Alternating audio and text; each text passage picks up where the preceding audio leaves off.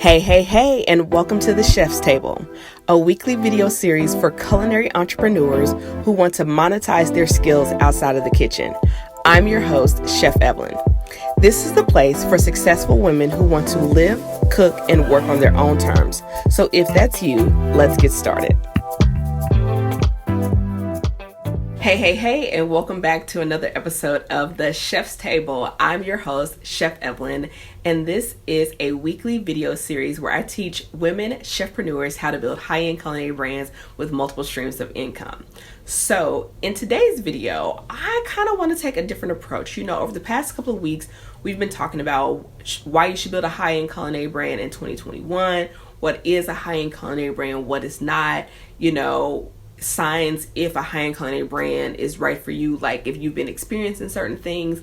And in this video, I kind of want to talk about should you though. I talked about why I think you should build a high-end culinary brand. I talked about what it is and what it's not, and so you can decide if that's a path that you want to go down. We've talked about like if you're experiencing certain things, you might want to consider a high-end culinary brand. But there's 3 questions that I really want you to consider before you raise your hand and say, I really want to build a high-end culinary brand, because this is really important. And I think a lot of times when people are teaching people how to build luxury brands or teaching them how to build brands that can command higher prices or a different level of clientele, that they leave this portion out. And you can put all the pieces together all day long, and if you don't have the right answers to these 3 questions, then it will sabotage your brand. Like, that's how serious it is. So I'm giving you my serious face today. No, but seriously, before we get into these 3 questions, I want to make sure that you've subscribed to the channel and turn your notifications on so that you don't miss these weekly trainings. My goal is to really support you in whatever kind of culinary business that you want to build, but particularly if you're interested in a high-end culinary brand that has multiple streams of income, because that's what we do over here.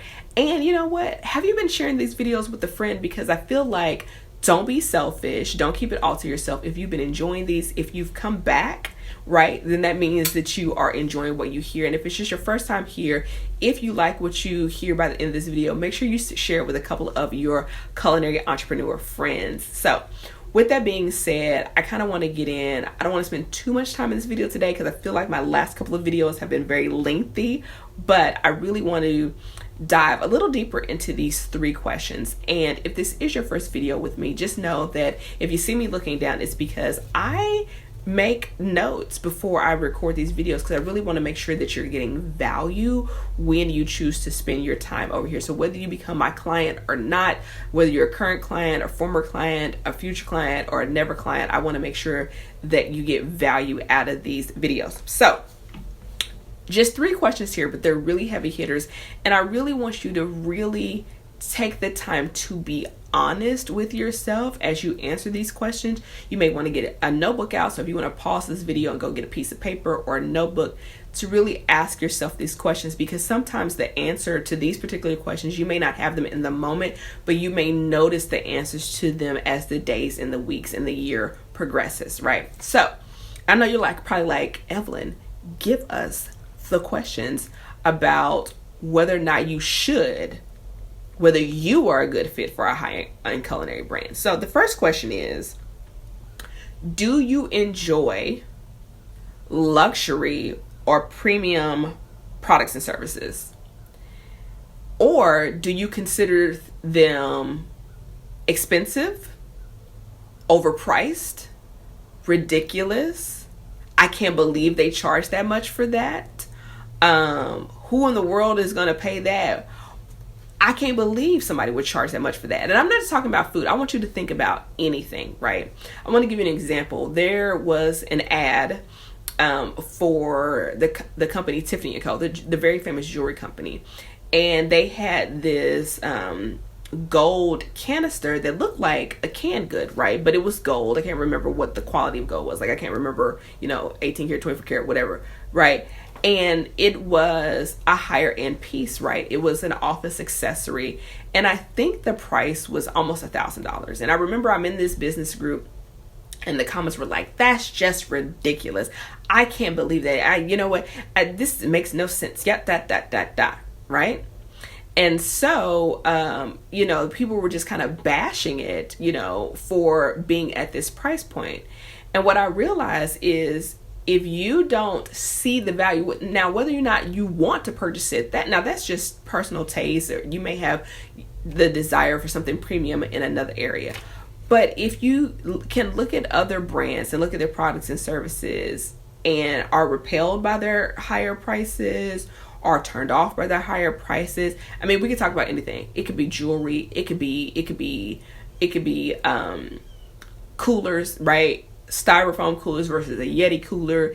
It could be cell phones. It could be houses. It could be clothing, shoes, purses, makeup. It could be anything, right? If you look at those things and you're just like, that's just ridiculous and I don't get it, I'm going to tell you right now, it's going to be very difficult to have a brand then that sells that, because there's a certain level of respect from luxury to luxury, from high end to high end. And here's the thing, I don't want you to judge yourself. I've said in previous videos that you can have a brand at any level and be successful, right? Walmart is a multi-million-dollar brand, just like Tiffany's is a very successful brand, right? Very different clientele, very different price point, very different marketing, whatever. So this is not about that you can't be successful. I'm not going to be the channel that's like, if you don't do it my way, you can't be successful. That's not what this is.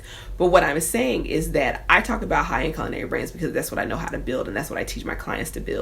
And a lot of people are drawn to the perception of a high-end culinary brand. They're drawn to, I want to get paid like a high-end culinary brand. But then when they look at other brands who are charging high-end prices, they have a level of disgust, right? Like their money mindset is not in a good place. And so that's incongruent, right? So that if you don't see how or why someone else will want to charge premium prices in their business, then it's probably going to be difficult for you to see and communicate to someone why they should spend high prices or premium prices in your business. Okay, so that's the first thing, right?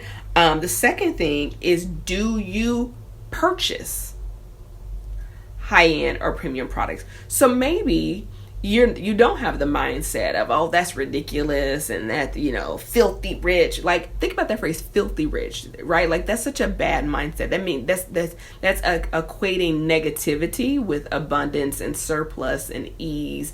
And if you were wealthy, would you want somebody to call you filthy? That's a whole different conversation for another day. I don't do money mindset, but it's very important. But this next question is, do you purchase or spend your money on luxury items or experiences in any category? So this doesn't mean that you have to have luxury everything or you have to have luxury experiences. Or is price always the determining factor? Again, that is not necessarily wrong. I'm just telling you that if you want to build a high-end culinary brand, again, this is about congruency. That if you want to charge premium prices and offer premium experiences, like if you don't even know what that is or why people are drawn to that, it's going to be hard to sell it. It's going to be hard to convey the value if you yourself don't see that value in other products or services, right? So people are drawn to, oh my gosh, you can charge 4 figures for your cooking classes and for your cooking demos, and you can charge 4 and 5 figures for your coaching programs, and you can charge this for your dinner parties and that for your dinner parties, right? Or for your personal chef clients or for your catering events, right? And it's like, because when you understand the experience of premium products and services, when you understand the experience of luxury, then you know how to incorporate that into your brand, and then you also know how to communicate that to potential clients and customers, and you know where to find them. Okay, it's really hard if you don't know why people are drawn to Cartier, let's say, for example, and you don't even know where Cartier is sold, but you want to sell something. Let's say you're a jewelry maker and you also want to sell something similar to Cartier. You wouldn't even know what stores to put your jewelry in, because you don't know where people who buy Cartier shop, right? Same thing with the high-end culinary brand. If you don't know where people who enjoy premium products and services, where they spend their money, because you are not there, having the same experience, it's going to be very difficult to reach those people, let alone sell to them, right? Because again, this is about congruency. And so I say these questions in service to you because a lot of times I run into potential chefs and they want to charge premium prices and they want to do X, Y, and Z, but they don't have a premium or high-end experience, lifestyle, or mindset, right? And you can get there, you can learn it, but if you don't enjoy these things, or you've said things like that before, I'm going to tell you right now, you can put up all the systems and process and formulas and strategies all day long, and if this is your belief, then it's going to be hard to communicate this, right? Okay, so that the first one was like, what are your thoughts? Like, do you value higher end experiences, product? It could be hotels, travel, watches, luggage, technology, whatever. Do you understand the mindset of a luxury high-end buyer? Do you value that yourself as a consumer? Secondly, are you actually a consumer? And then let's get into the third thing. And the third thing is, you have actually invested in yourself, in your business, at a premium level. Let me I'm gonna put my notes down because that's the third question. I really wanna live here for a second when it comes to this. Listen, in the online space, particularly when it comes to coaching and consulting, a lot of people will tell you, oh yes, if you haven't invested in yourself, how do you expect somebody to invest in you? And that is true, but I kind of want to peel the onion a little bit and go a little deeper with this. If you don't believe in you enough to drop a couple of stacks, that is incongruent to expect somebody else to do that on something that's not on. It's your own thing. It's kind of like for those of you watching who have children. I don't have children at this stage of my life, right? Nobody's gonna love your kids the way you love your kids. Period. The end. They can love them a lot, whatever. Nobody's gonna do and sacrifice for them the way you would, right? As their parent, right? Nobody is more passionate about your business than you. And so if you don't want to invest in your business at a high level and put the money into it, whether that be coaching, whether that be developing, whether that be team, staff, quality of ingredients, whatever, if you're not willing to put the money in and you're still trying to DIY things, or you're still trying to build your business off of free resources and free videos and free webinars and things like that, and the only thing you're investing is zero, you cannot get a return on investment of $0. You cannot do it. Let's just talk about return on investment. If I put in $1, the likelihood of me getting $1 million out of a $1 investment, it doesn't matter. Stocks, bonds, life insurance, 401k. If I put in $1, my return on that $1 is going to be low. If I put in $0 and I'm DIYing everything and I'm just doing free stuff or whatever, then 0 times whatever number gives you what? 0, right?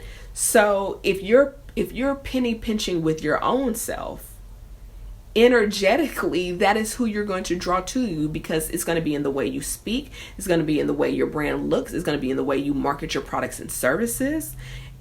It's just going to be incongruent. And so I really want you to take an honest assessment of yourself and say, do I fall into one of these 3 categories? And if you do, that doesn't mean that you cannot at some point have a high-end culinary brand. It just means you're going to have to undo that mindset, right? You're going to have to do the work to undo that mindset. And I feel like a lot of times when it comes to teaching people how to build higher brands, command higher prices, people don't address those 3 things. And like, congruency is key. It's kind of like, I don't want to go to let's just say, and this is such a bad example because this is not me, I can't relate to this at all, but let's just say I was a smoker and I was trying to quit smoking, and I went to the smokers quitting meeting, for example, and I saw the teacher outside smoking a cigarette before I went into the meeting. Like, what are you going to teach me? It's incongruent, right? So same thing in your business. And even if people can't tell you exactly what it is, they can sense it. They can feel the incongruency. And so, and you won't even know why you're having the kind of business and brand experience that you're having.